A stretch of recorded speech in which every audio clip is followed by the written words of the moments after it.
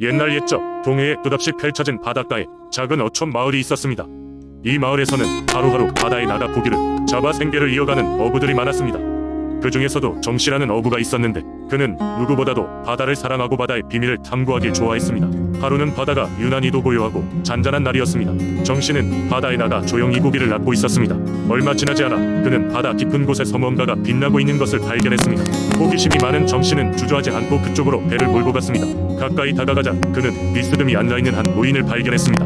노인은 수염이 하얗게 내려오고 양눈은 바다를 닮아 맑고 푸른빛이었습니다. 놀란 정씨는 잠시 망설이다 가공손히 다가가 인사를 건넸습니다.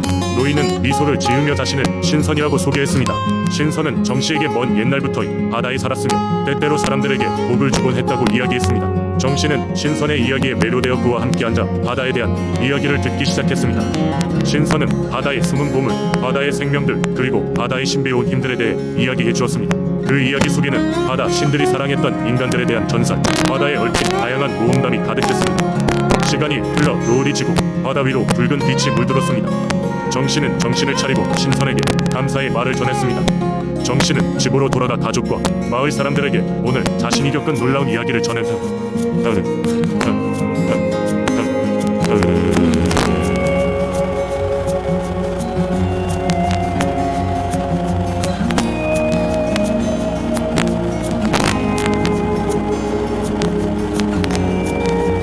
하지만 아무도 그 이야기를 믿지 않았습니다. 심지어 어떤 사람들은 정씨가 너무 피곤해서 헛것을 보았다고 웃어넘겼습니다. 그러나 그날 이후 정씨의 인생은 변했습니다. 그는 바다에서 늘 풍성한 어획량을 얻었고 마을에서도 부러움과 존경을 받게 되었습니다. 마을 사람들은 점차 정씨의 이야기에 귀를 기울이기 시작했고 그의 경험을 전설로 전해 내려갔습니다. 시간이 지나면서 이 마을 사람들은 바다에 나갈 때면 신선에게 무사고와 풍어를 기원하는 작은 의식을 올리게 되었습니다. 신선과의 만남은 정씨에게뿐만 아니라 마을 전체에 은혜로운 변화를 가져왔습니다. 사람들은 바다를 단순한 생계의 터전이 아닌 신비와 경외의 대상로 바라보게 되었으며 바다에 대한 사랑과 경외감을 느끼면서 삶을 이어갔습니다. 이 이야기는 부대까지 전해져 내려와 동해의 민속신앙 속에서 아름다운 신화로 자리 잡게 되었습니다. 신선과 어부의 만남은 단순히 한 어부의 경험에서 끝나는 것이 아닌 바다와 인간의 깊은 연결을 느끼게 해주는 아름다운 전설로 여겨졌습니다. 두 번째 이야기, 오래전 논산의 어느 산골 마을에는 기이한 바위 하나가 자리 잡고 있었다. 마을 사람들에게 장군바위로 불리던 이 바위는 먼 옛날 어떤 장군이 나라를 지키기 위해 이곳에 와서 목숨을 바쳤다는 전설과 함께 많은 이들의 존경을 받았다. 이 바위에는 특별한 힘이 깃들어 있어 마을을 수호하고 있다는 믿음이 전해졌다. 장군바위가 위치한 산에는 울창한 숲이 펼쳐져 있었다. 그 숲의 중턱에 바위가 자리 잡고 있었는데 바위는 마치 누군가를 부르짖는 얼굴처럼 보였다. 위험 있는 모습은 멀리서도 웅장하게 마을을 내려다보았다. 마을 사람들은 이 바위를 가족 같은 존재로 여겼고 특별한 날이면 정성을 다해 제사를 올리곤 했다. 한 해 시간이 흘러가고 큰 가뭄이 찾아와 마을 사람들은 큰 어려움을 겪게 되었다. 농사는 계속 실패하고 마을 곳곳에서 사람들이 굶어가는 일이 빈번해졌다. 마을 장로들은 돈의 끝에 마을의 구세주였던 장군바위에 하나된 마음으로 도움을 청하기로 했다. 이른 새벽 마을의 모든 사람들은 장군바위 앞에 모여 간절한 마음으로 기도를 드렸다. 놀랍게도 밤이 되자 맑고 단비가 내리기 시작했다. 기쁨에 차오른 마을은 덕분에 다시 풍요로움을 되찾았다.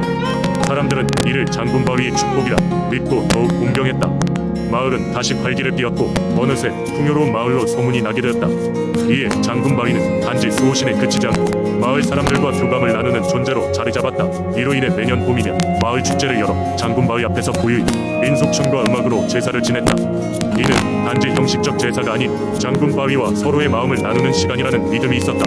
세월이 흘러 산간 마을은 점점 현대화되면서 사람들은 더 이상 장군바위 전설을 믿지 않게 되었지만 여전히 그 신비로운 힘에 대한 이야기는 끊임없이 전해져 내려왔다.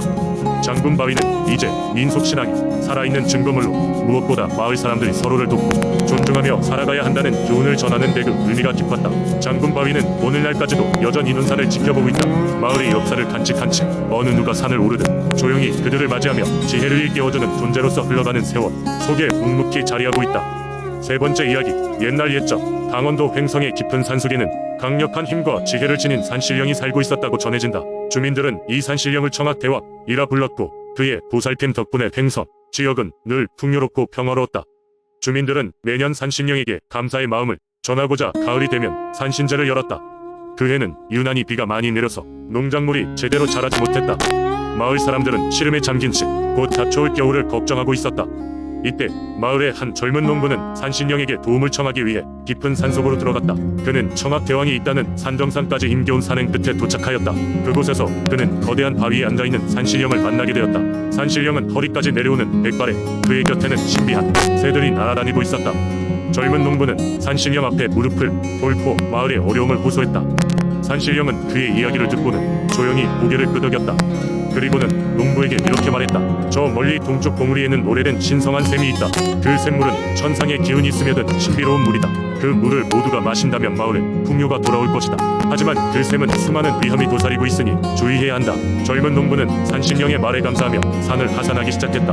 마을에 돌아온 후 그는 이 소식을 마을 사람들과 나누었고 마을의 몇몇 용감한 젊은이들과 함께 샘을 찾아 나섰다. 그 길은 몹시 험난했지만 그들은 하나된 마음으로 모든 난관을 극복할 수 있었다. 샘에 도착하자 그 물은 참으로 맑고 신성한 기운을 발산하고 있었다. 젊은이는 가져온 용기에 샘물을 담아 급히 마을로 돌아갔다. 그 물을 마신 마을 사람들마다 얼굴에 생기가 돌았고 신기하게도 곧 가뭄은 잦아들고 남은 시간 동안 농작물 또한 무럭무럭 자라기 시작했다. 그 후로도 횡성의 사람들은 해마다 산신제를 지내며 청학대왕 산신령에게 감사와 기원의 마음을 전했다. 그리고 이 이야기는 오랜 세월 동안 마을의 전통이 되어 전해 내려왔다. 산신령의 지혜와 은총 덕분에 횡성은 늘 평화를 유지할 수 있었고 마을 사람들은 서로 화합하여 행복하게 살아갈 수 있었다고 한다. 네 번째 이야기. 이날 강진의 한 마을에는 흑룡과 관련된 전설이 전해져 내려오고 있었습니다. 그 흑룡은 마을의 수호신으로 믿어졌고 마을 사람들은 매년 흑룡제를 여러 그루 기리는 풍습이 있었습니다. 전설에 따르면 이 흑룡은 천년에 한 번씩 강진 앞바다에 나타나 마을 사람들에게 풍요와 평온을 가져다 준다고 했습니다. 하지만 흑룡이 나타나기 전에는 반드시 큰 시련이 닥치게 되어 있었고 마을 사람들은 그 시련을 극복해야만 했습니다. 어느 해 마을에는 예기치 않게 가뭄이 찾아왔습니다. 논밭은 메마르고 강가의 물줄기마저 말라붙어 가면서 마을 사람들은 점점 지쳐갔습니다. 그때 어르신 중 한 분이 오랫동안 전에 내려온 얘기를 떠올렸습니다. 가뭄은 흑룡이 나타나기 전의 시련일 수 있다. 이 시련을 이겨내면 흑룡께서 다시금 마을을 돌보아 주실 것이다. 이에 마을 사람들은 동네 중앙에 있는 낡은 사당으로 모였습니다. 사당은 흑룡을 모신 곳으로 오랫동안 퇴색된 채 방치되어 있었으나 마을 사람들은 이날만큼은 정성을 다해 청소하고 장식을 새로 하여 제사를 준비했습니다. 그들은 목마른 상태에서도 서로를 격려하며 곡식을 모아 제물로 삼았고 가장 성실하고 정직한 사람이라 인정받던 청년이 제사장의 역할을 맡게 되었습니다. 제사 당일 마을 사람들은 각자의 기원을 담아 제사를 지냈습니다. 제사가 끝난 뒤 청년은 꿈에서 커다란 흑룡을 보았습니다. 꿈속에서 흑룡은 청년에게 말했다. 너희의 간절함이 하늘에 닿았으니 그 마음 변치 말고 이 시련을 이겨내라.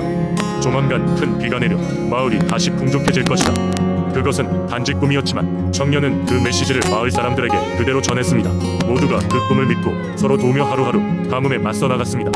그로부터 며칠 뒤 거짓말처럼 하늘에서 먹구름이 몰려오던 이 비가 내리기 시작했습니다. 처음엔 가랑비였지만 점점 굵어져 폭우가 되었고 그로 인해 마을의 모든 들판과 강이 다시금 생기를 되찾았습니다. 마을 사람들은 모두 흑룡에게 감사를 드렸고 매년 흑룡제는 더욱 성대하게 치루어지게 되었습니다.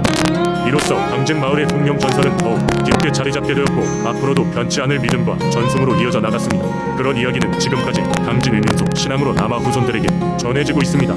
다섯 번째 이야기. 옛날 옛적 예산의 깊은 산속에 신비로운 무녀가 살고 있었다. 그녀의 이름은 아리였다. 아리는 태어날 때부터 예언 능력을 지녔고 그 재능으로 인해 주변 마을 사람들은 그녀에게 도움을 구하곤 했다. 아리는 자연과 소통하는 능력이 있어 숲의 영혼들과 대화하며 미래의 힌트를 얻곤 했다. 예산의 사람들은 매년 봄마다 아리의 초대에 응하여 산속에서 함께 축제를 열고 신들에게 풍요로운 한 해를 기원했다. 어느 해에는 마을에 슬픈 사건이 발생하였다. 마을의 가장 부유한 가문의 아들이 깊은 산에서 실종된 것이다. 가족들은 온갖 수단을 동원하여 아들을 찾기 위해 노력했지만 아무런 성과도 거두지 못했다. 절망에 찬 가족은 아리에게 도움을 요청하기로 결심하고 그녀 위호둥학을 찾았다. 아리는 가족의 이야기를 듣고는 잠시 명상에 잠겼다. 그녀는 산신령과 교감하며 실종된 아들의 행방을 물었다. 얼마 후 아리는 눈을 뜨고 가족들에게 말했다. 당신들의 아들은 산신령의 보호를 받고 있습니다. 산의 깊은 곳에서 그는 자신의 영혼을 깨달을 시간을 갖고 있으니 조급해하지 마십시오.